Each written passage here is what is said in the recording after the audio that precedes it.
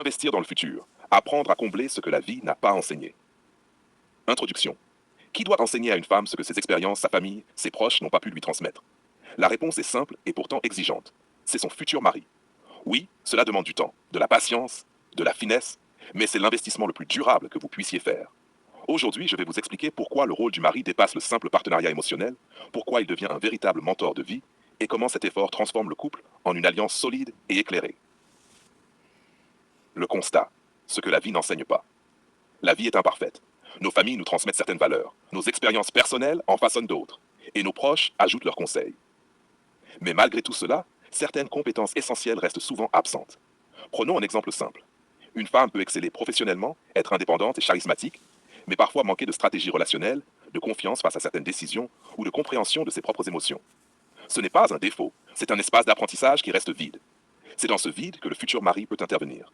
Il ne s'agit pas de corriger, de diriger ou d'imposer. Il s'agit d'accompagner, d'éclairer et de soutenir. 2. Le rôle du futur mari. Être mari seulement partager un toit ou des responsabilités. C'est accepter de devenir un guide discret mais constant, un mentor émotionnel et pratique. C'est exigeant, parce que chaque femme a son passé, ses blessures, ses manques. Il faut patience, constance, écoute et parfois courage pour aborder ce qui n'a jamais été abordé.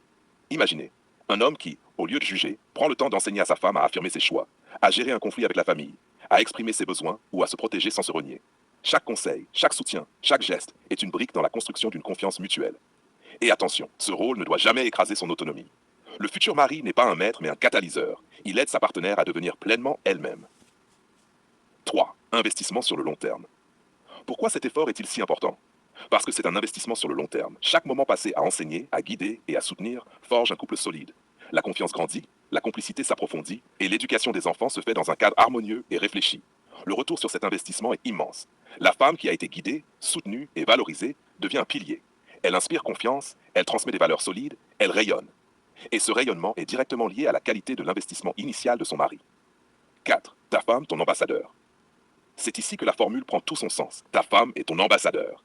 Tout ce qu'elle incarne, tout ce qu'elle transmet dans son environnement personnel, professionnel et familial reflète la qualité de votre engagement envers elle.